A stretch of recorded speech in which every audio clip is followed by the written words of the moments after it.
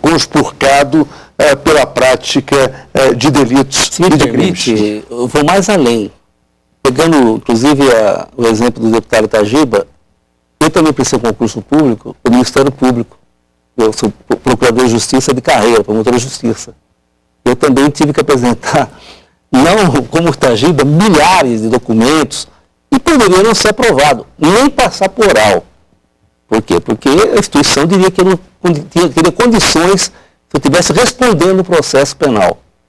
Por outro lado, o Ficha Limpa já fez um grande trabalho para a população. Nós que estamos caminhando por esse Brasil, nós vemos que a população fica perguntando, mas como é que é essa história? Para conseguir um emprego no banco, numa firma, eu tenho que apresentar antecedentes, carta de referência. Para ser governador, senador, deputado não precisa? Então, já valeu muito esse debate, tem valido muito a pena esse debate. Eu acho que a questão do artigo 5º, ele está preservado quando ele garante a presunção de inocência por questões penais. Agora, a questão aqui se trata de elegibilidade, condições de se tornar elegível ou não. E do meu ponto de vista, não é julgamento, não é o último recurso. E veja, se pergunta, a Ficha Limpa vai dar certo? Já deu certo. Esse debate já está colocado nacional e até internacionalmente. As pessoas debatem o assunto, se interessam e estão acompanhando. Então é uma questão didática. Primeiro, que um projeto de lei pode, qualquer situação pode ser alterado por projeto de lei pela iniciativa da sociedade. Então isso já é um exemplo muito bom. E segundo, que vem exatamente tentar moralizar essa questão. E aí, no projeto, na lei, se verifica que é para o candidato. Então lá inclui servidores públicos, magistrados, Ministério Público, todos que tiverem qualquer situação, se forem exonerados a bem do serviço público, também não podem ser candidatos.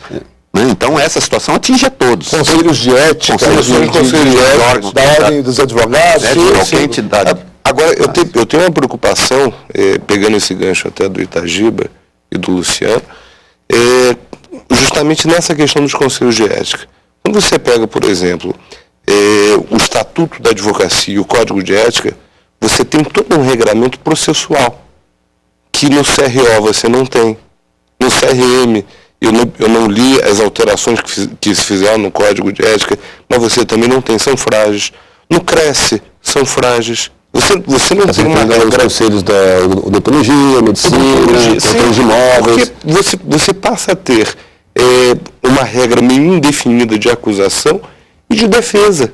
Você sabe como começa, mas você não é muito claro, você não tem intimação, por exemplo, de advogados. Eu mesmo aqui no Distrito Federal tive o desprazer, em nome de uma cliente, de ajuizar uma representação no CRESSE contra um corretor, que praticou uma conduta, a meu ver, típica e antijurídica e antiética, e ao ler o Código de Ética, eu falei assim, poxa, mas aqui eu tenho dificuldade, inclusive, a minha prova ela tem que ser pré-constituída, ela tem que ser uma prova documental, e você não tem um regramento de como é que vai ser processado aquilo. Você acha que a lei Ficha Limpa, de certa forma, fere esse rito processual nesses casos? Eu acho que ela é uma lei boa. Eu volto a falar e defendo, inclusive, o teor da lei.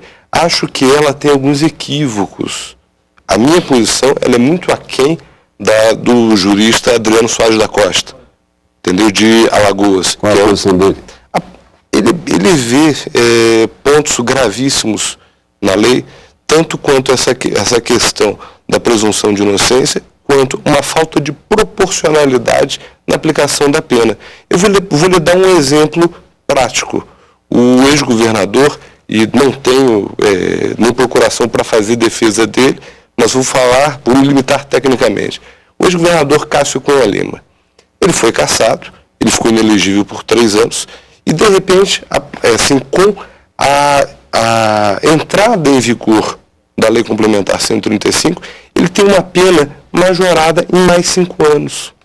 O que é inconstitucional. E esse debate, só para concluir, só o raciocínio do Cássio.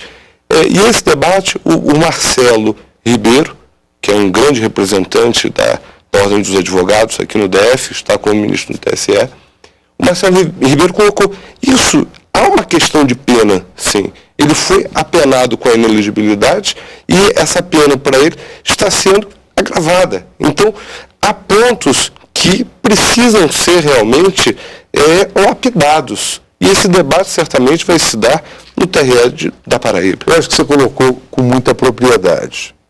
Eu acho que essa questão ela ainda vai ser muito debatida e quem vai enfrentar essas questões são os tribunais superiores, principalmente o Supremo Tribunal Federal. Mas tem uma coisa que é muito mais importante nisso tudo. É o sentimento da sociedade. Ou seja, houve uma mobilização, a sociedade despertou que não pode ter representante com ficha suja. Que tem que ter alguém que a represente, que seja alguém com a ficha limpa. E é isso que a sociedade quis, demonstrou isso. E esta casa, a Câmara dos Deputados e o Senado, teve a sensibilidade de ouvir o clamor da sociedade e de fazer uma lei adequada a esse clamor, resguardando algumas questões jurídicas que foram importantes. Agora, isso saiu da seara, né, da população, saiu da análise do parlamento e irá para a análise de quem de direito, né, exatamente o judiciário, que vai verificar se há excesso ou se não há excesso, né, se pode se aplicar ou se não se pode aplicar. Mas o que eu acho que o que aconteceu de mais importante nisso tudo foi o despertar da sociedade para o processo político. Porque, na verdade, as pessoas sabem que tem que votar, sabem que tem que eleger alguém, mas desconhecem a mecânica do processo político. E acordou por uma questão. Se eu vou votar em alguém, eu tenho que saber quem é essa pessoa, qual é o passado dessa pessoa e tenho que acompanhar o que essa pessoa está fazendo no parlamento. E eu acho que a coisa mais importante é o despertar da sociedade, e acho que quem tem uma responsabilidade muito grande também nesse processo são os partidos políticos. O primeiro a rejeitar o registro de pessoas com a ficha suja deveria ser o partido político. Sim, em segundo lugar, o povo quando vota. Porque, na verdade, quem vai fazer a ficha limpa neste país não vai ser uma lei e não vai ser uma decisão dos tribunais. Quem vai fazer a ficha limpa nesse país é o voto popular consciente e os partidos políticos atuando de forma ética e moral na escolha dos seus candidatos. Eu vou até além, deputado Itagiba. Eu sou partidário e lamento muito que tem uma PEC que está adormecida aqui nessa casa pela reforma do sistema eleitoral, com a adoção do voto distrital puro, com a revogação de mandato. Porque hoje, o que é um mandato?